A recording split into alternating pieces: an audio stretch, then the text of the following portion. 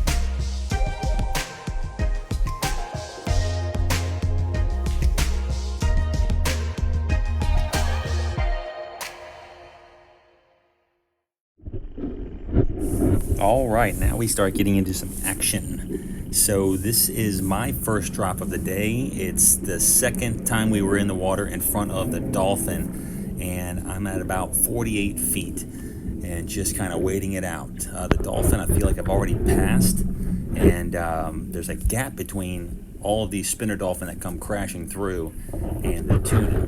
And I'm looking. There's a couple of times I see, and then I turn around and a nice one comes right by me, comes right at me. I track it, take the shot, and you see that float line just absolutely zip straight off.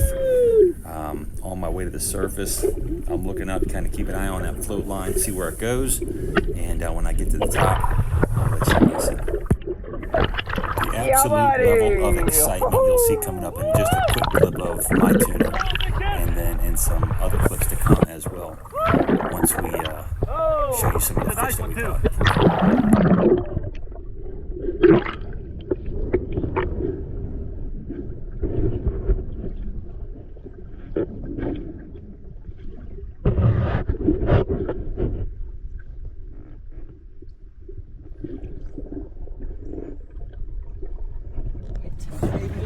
What just happened, Mr. Jose? Oh boy! Look at them sickles, boy! I'm not even sure what happened.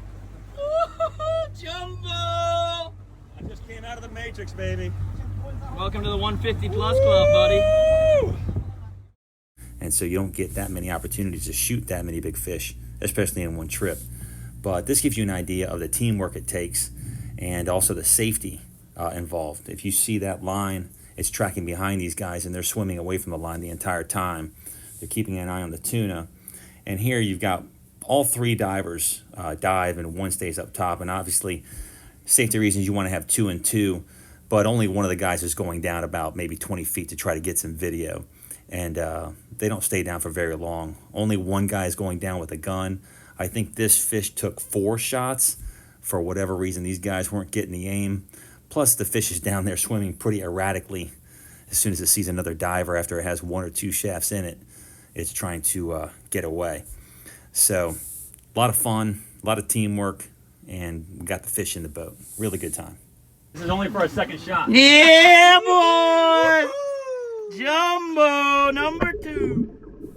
This one is another somewhat deep dive. The flashers, I want to say maybe 30, 40 feet, and I go, just kind of cruise them down, and then I let the weight and momentum take me down. I ended up at 80 feet on this dive eventually, and you can see kind of the patience involved because I point, I pull back, then I point again, and take the shot. This is on a nice guacamayo snapper that I was using my flasher to call in and get the group of fish to kind of come back at me. And here's a sweet little picture that Sean took with his GoPro underwater. That's the flasher that I make. And then, of course, if you want a flasher, let me know. I make them and give them away for free. But this is another clip of a deep dive. I'm heading down, and there's a cave there. You kind of see on the left-hand side. There's a bunch of CUBERAs in there, some small ones, some really big ones. And you'll see Sean helping me out with the line, helping to avoid the drag from the float on the surface. And then a big old one tracks to the right. I start tracking him, and then boom, lights out. The momentum kind of took him into the cave. You can see down there, just past me, it's just kind of a shiny fish just sitting there. I stoned him cold, but the momentum took it and the spear kind of just under that ledge, and it got stuck. So this was an easy retrieval. It was about maybe 72, 73 feet to the bottom there.